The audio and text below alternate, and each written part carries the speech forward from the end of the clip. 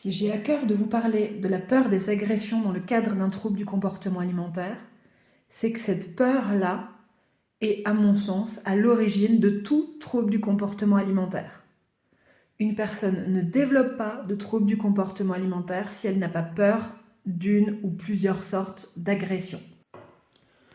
Au-delà des peurs de l'agression, il est question des peurs des agressions relationnelles qui pourraient survenir si j'osais aller bien, si j'osais vivre sans TCA. C'est si je guéris, si vraiment je n'ai plus ce trouble du comportement alimentaire, premier effet qui se coule, c'est chouette, je suis soulagée, je vais mieux, je peux à nouveau me sentir beau, belle, épanouie, peut-être sexy, je peux à nouveau déployer tout mon potentiel intellectuel, je peux à nouveau être dans la réussite, je peux à nouveau vivre et respirer à plein poumon, je peux à nouveau m'amuser dans la vie, je peux à nouveau être moi. Sauf que l'inconscient a retenu qu'en deuxième effet qui se coule, il peut se passer quelque chose qui serait dévastateur si j'allais bien. On va parler ici d'agression verbale, d'agression comportementale et d'agression physique. Agression verbale, j'ai peur de ce que l'autre pourrait me dire et qui serait insurmontable pour moi. Agression comportementale, j'ai peur de la façon dont l'autre pourrait se comporter avec moi, qui serait insurmontable pour moi. Et peur d'agression physique, j'ai peur de ce que l'autre pourrait me faire ou me faire faire, qui serait insurmontable émotionnellement pour moi. Dans la catégorie agression verbale, les personnes que j'accompagne peuvent mentionner la peur qu'on leur fasse une remarque sur leur apparence physique, la peur qu'on leur fasse une remarque sur la façon dont ils se comportent, la peur qu'on leur fasse une remarque sur leur réussite ou leur échec, ou encore qu'on leur fasse des remarques sur la façon dont ils mènent leur vie. C'est en réalité une peur du jugement de l'autre, bien souvent, et les personnes concernées vont pouvoir, par exemple, me dire en séance « Barbara, j'ai peu confiance en moi ». Sous-entendu, j'ai tellement peu confiance en moi que je sais que si quelqu'un dont la parole et la vie comptent me fait une remarque qui tend à dire que je ne suis pas quelqu'un de bien, que je ne fais pas bien, que je ne sais pas faire, que je suis nulle, que je devrais être autrement, que je ne suis pas à la hauteur ou pire, je sais que dans ce cas-là, je m'effondrerai. Ma confiance en moi est suffisamment faible pour m'effondrer dans ces situations. Et plus je suis certaine de ne pas savoir réagir dans ces situations-là, plus je vais avoir peur, bien sûr, d'y être confrontée. On ne peut avoir peur que des situations qu'on ne sait pas gérer. Je n'ai pas peur que mon lacet se défasse, parce que je sais très bien que je suis parfaitement capable de gérer cette situation. Mon lacet se défait, j'observe qu'il y a un problème, je réagis, fin de l'histoire. On me fait une remarque sur mon travail alors que j'ai pas confiance en moi, ou, surprise, ça fait mal, je sais pas quoi faire avec cette émotion, je sais pas quoi faire avec cette émotion, je sais toujours pas quoi faire avec cette émotion, je sais toujours pas quoi faire avec cette émotion, je rumine, donc je vais me mettre à appréhender les fois où peut-être on me ferait une remarque. Dans la catégorie peur de la façon dont l'autre pourrait se comporter avec moi et que je ne saurais pas gérer, je vois deux cas majeurs à partager. Le cas où la personne qui souffre de TCA, de troubles du comportement alimentaire, a dans son entourage une personne qui a terriblement besoin d'être utile. Et deux, le cas de figure où la personne a autour d'elle ce qu'on va appeler un pervers narcissique, ce que j'appelle moi une personne narcissique qui va avoir des effets pervers sur vous. Commençons par le premier cas. Il arrive que des personnes que j'accompagne ont dans leur entourage un proche. Ça peut être un père, une mère, une meilleure amie, un frère, une sœur. Elles ne se sentent exister que quand elles sont utiles. Donc ça donne des personnes qui vont vraiment se mêler de la vie des autres et se mêler des problèmes des autres. La limite de ce truc-là, c'est que ces personnes qui ont à ce point soif d'être utiles ont besoin que vous alliez mal pour l'être. Et bien que ce soit inconscient, chez eux, involontaire, ils vont avoir tendance, à chaque fois que vous allez bien, à soit vous faire aller mal à nouveau, soit vous mettre en doute de « est-ce que tu es sûr d'aller bien? Moi j'ai l'impression qu'il y a des trucs cachés. » Soit s'éloigner de vous, ne se sentant plus utile. En matière de troubles du comportement alimentaire, ça peut donner mes parents savent très bien, ou ce parent sait très bien que je souffre de boulimie, que je ne peux pas m'empêcher de manger des choses qui a priori me plaisent, que je ne sais pas y résister. Ils savent à quel point j'en souffre, ils savent à quel point je bataille pour m'en sortir, et pourtant, à chaque fois que je vais chez eux, il y a sur la table exactement ce qui me fait craquer, ce qui déclenche des crises. Ou, si vous souffrez d'anorexie, ça va donner mes parents savent très très bien que je souffre d'anorexie, que je fais des efforts pour manger un peu plus, mais qu'il y a certains aliments, comme de l'huile par exemple, qui me tétanisent. Et pourtant, à chaque fois que je vais chez eux, il y a sur la table ou dans le plat qui m'a été préparé, l'ingrédient qui me fait flipper, qui fait que ça m'est impossible de prendre soin de moi dans ce moment-là. J'ai peur et du coup je mange pas. Et en quoi est-ce que ça peut empêcher d'aller bien? Eh bien, si la personne a remarqué qu'à chaque fois qu'elle va mal, l'autre lui est agréablement utile, mais qu'à chaque fois qu'elle va bien, l'autre se comporte de façon subtilement sadique ou perverse avec elle, le fait d'observer le petit jeu du proche peut être à ce point, on va dire, scandaleux, que ça en devient une menace d'agression en soi. C'est violent de se rendre compte qu'un proche, même s'il ne le fait pas exprès, nous est toxique et se comporte de façon un peu maléfique, je dirais, même si le mot est un peu fort, on est d'accord. Dans cette situation, par exemple, où le proche aurait un comportement involontairement toxique, on est d'accord que ce qui pose problème, c'est pas tellement que ce proche se comporte de cette manière-là, mais plutôt le fait que pour l'instant, vous ne sachiez pas vous en défendre. Le jour où vous saurez vous défendre de ça et vous préserver de ça et vous protéger de ça, c'est-à-dire le jour où ça n'aura plus aucun effet négatif sur vous, aucun impact sur vous, l'autre pourra continuer son petit jeu, ça ne vous posera plus problème, on est bien d'accord. Je vous disais, premier cas de figure, donc dans le cadre d'un parent, d'un proche qui a terriblement besoin d'être utile au point que votre mal-être lui soit utile finalement. Deuxième cas de figure, le cas des pervers narcissiques, hommes ou femmes, c'est-à-dire des personnes qui vont tellement avoir besoin d'être la meilleure, d'être dominant, par peur d'être humilié, par peur d'être dépassé, par peur d'être écrasé en comparaison de vos réussites par exemple, qu'ils vont à chaque fois que vous gagnez en force, vous écraser. Ça donne quelque chose comme « tant que je vais mal, l'autre m'épargne, il est dur avec moi mais ça va pas trop. Par contre, dès l'instant où je reprends des forces, dès l'instant où je retrouve confiance en moi, dès l'instant où je rebouge, où je revis des expériences chouettes qui me donnent des ailes, qui me font me sentir confiant, confiante, beau, belle, en sécurité, alors cette personne attaque, dévalorise, rabaisse, humilie, fait pression, anéantit. Il est question là, en fait, de la peur d'être victime du sadisme de l'autre, de la méchanceté ou de la cruauté de l'autre. Dans cette catégorie peur de la façon dont l'autre pourrait se comporter, si j'allais bien, si j'étais au maximum de mon potentiel, on m'évoque assez souvent en séance aussi la peur de la jalousie de l'autre. C'est si je suis mieux que l'autre, l'autre peut se comporter de manière jalouse, c'est-à-dire méchante, ou encore, l'autre pourrait souffrir de la comparaison, et si c'est quelqu'un que j'aime profondément, j'ai pas envie qu'elle souffre, puisque sa souffrance serait aussi source d'agression pour moi. Si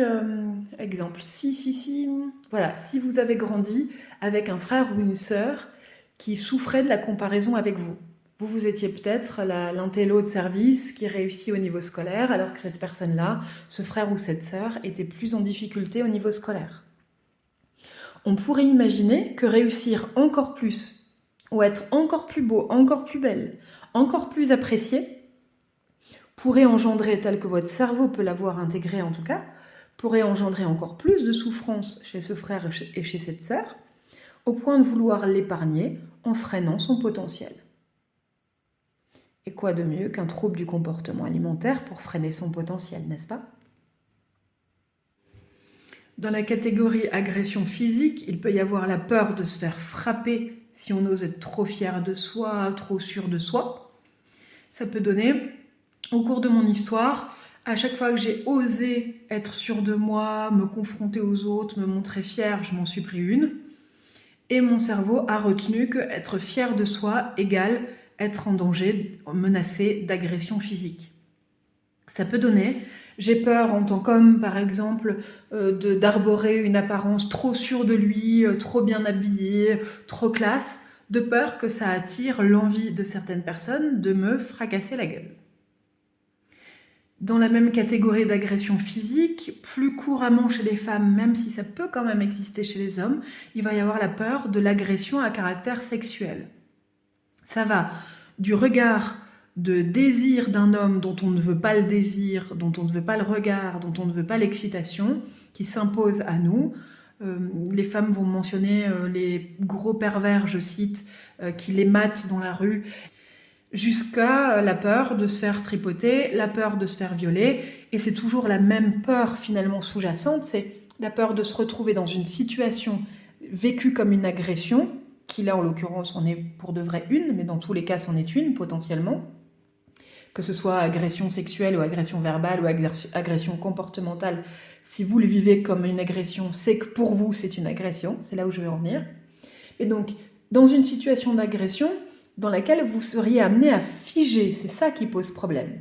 C'est pas tellement de vous en prendre une, c'est de figer dans cette situation, c'est-à-dire d'avoir le corps qui, parce qu'il se tétanise, ne vous permet pas de vous défendre.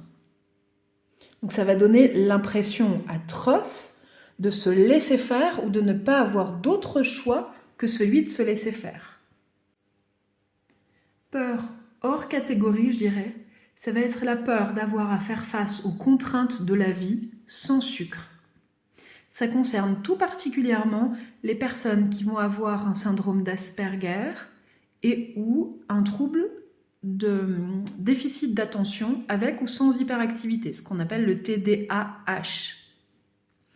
Ces personnes-là vont avoir certaines carences en neurotransmetteurs qui vont faire que s'imposer des trucs contraignants, ça les motive tellement pas que ça leur est impossible de les faire sans stimulation par le sucre. Donc ça va donner, je veux bien guérir du sucre, le problème c'est qu'à chaque fois que j'en mange pas, je n'arrive plus à trouver en moi le courage, la force, je n'arrive plus à rassembler suffisamment de motivation pour faire les trucs du quotidien. M'occuper de mes enfants, leur imposer façon de parler, les devoirs, faire leurs devoirs, voilà. Elle est parlante, mon expression. Je veux dire à quel point j'adore accompagner les enfants dans leurs devoirs, n'est-ce pas? Donc, faire en sorte qu'ils prennent leur douche, puis faire le ménage, et puis faire les papiers, et puis faire la vaisselle, et puis faire tout ce qu'il faut, m'aller au boulot, tenir 8 heures assise, si j'ai un boulot qui tient 8 heures assis, si je suis étudiante, avoir à me coltiner des profs qui sont pas super passionnants, assis sur une chaise pendant des heures et des heures. Bref, tout ça est très compliqué à faire pour une personne qui va être carencée en certains neurotransmetteurs, et le sucre devient alors nécessaire jusqu'à ce qu'elles aient désactivé ce que ça leur fait émotionnellement dans une situation d'obligation du quotidien en fait. Ces peurs de l'agression expliquent pourquoi une personne a du mal à se libérer facilement du trouble du comportement alimentaire. C'est si je guéris, il m'arrive ça, donc c'est compliqué de guérir. Pour qu'une psychothérapie puisse devenir active, on va avoir ensemble à aller repérer qu'est-ce que votre inconscient craint à l'idée de vous laisser libre sans TCA, qu'est-ce qu'il craint à l'idée que vous soyez beau, belle, qu'est-ce qu'il craint à l'idée que vous vous montriez en pleine santé, à pleine énergie, qu'est-ce qu'il craint à l'idée de vous laisser être charismatique, qu'est-ce qu'il craint à l'idée de vous laisser être en réussite, qu'est-ce qu'il craint pour vous à l'idée de guérir en fait, et d'aller bien, d'être à plein potentiel. Et ce qu'on va avoir besoin d'aller repérer ensemble aussi, c'est à quel moment dans votre histoire il a retenu que ce truc-là pouvait vous arriver. Et je vous entends me dire, oui mais Barbara, si je deviens triple obèse à cause de ce que je mange et qu'on me dit quelque chose qui me fait mal, donc que je subis ce que je vais percevoir comme une agression verbale, ça va me faire mal aussi. Oui, sauf que si vous vous sentez déjà mal, que vous vous sentez moche, l'autre vous le dit, ça fait mal. Mais c'est pas aussi surprenant et ça crée pas un psychochoc aussi important que si on vous dit alors que vous vous sentez belle, que vous vous leurrez et qu'en fait vous êtes très très moche.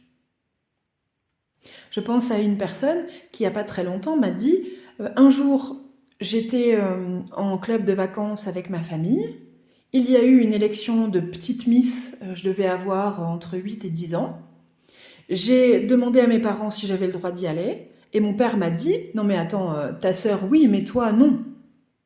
Et mon cerveau a cru que c'était parce que ma sœur était jolie et pas moi. Donc dans cette situation, c'est pas tant le fait qu'on nous dise « t'es moche » qui fait mal, mais plutôt le fait qu'on nous dise « t'es moche » alors qu'on se pensait belle. Le fait qu'on nous ait dit « tu te trompes, ta perception de toi n'est pas bonne, tu te penses belle alors que tu es moche ».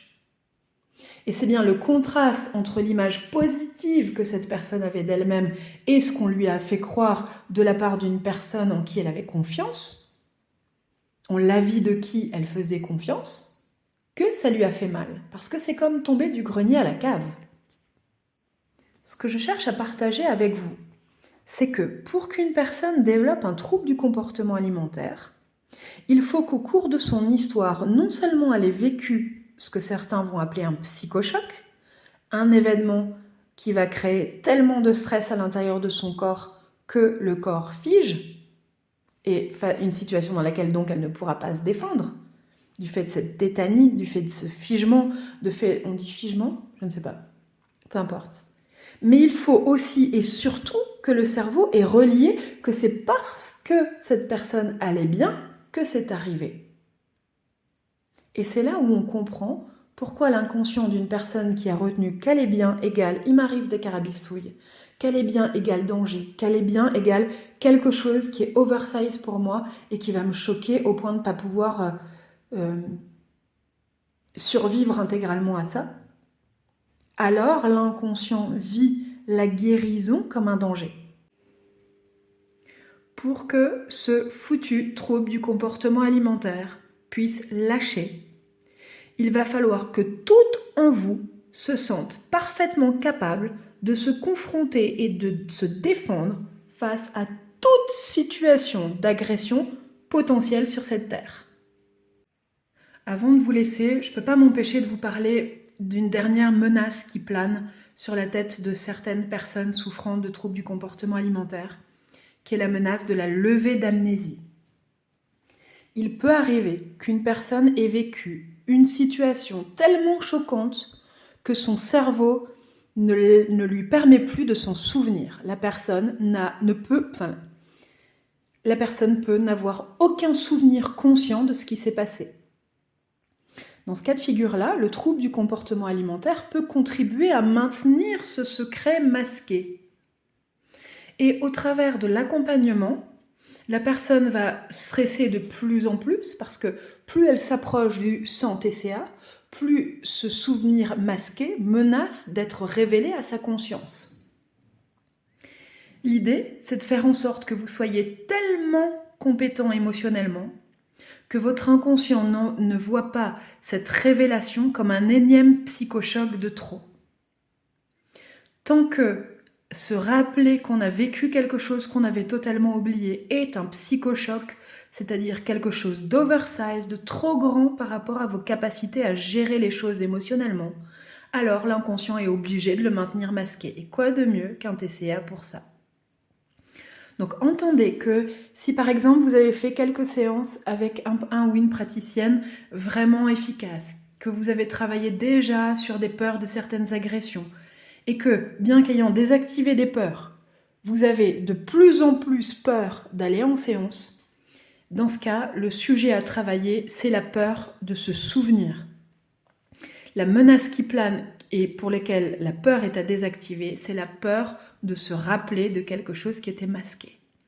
Et ça, c'est important parce que c'est pas la majeure partie des personnes que j'accompagne, mais c'est quand même fréquent. Ça m'arrive 4-5 fois par an de tomber sur une personne qui est confrontée à cette situation-là et qui va avoir, au début des séances en tout cas, un comportement un peu fuyant. C'est je viens travailler un truc et puis hop, je m'absente pendant 3 mois, j'annule. Et puis finalement je reviens et puis finalement j'annule. Quand il y a ce comportement-là chez vous, ça vaut le coup d'envisager qu'il y a peut-être un trauma masqué et une énorme trouille à l'idée que ce soit réveillé. Et dans ce cas, une fois encore, j'insiste, mais c'est la trouille de la révélation qui a désactivé avant même d'aller travailler sur d'autres types d'agressions qui vous menacent. Voilà pour ce que j'avais à cœur de partager avec vous aujourd'hui. Si vous avez besoin d'aide ou envie que je vous accompagne, je vous donne toutes les infos nécessaires en description de cet audio, vidéo, podcast, YouTube, je ne sais jamais comment l'appeler.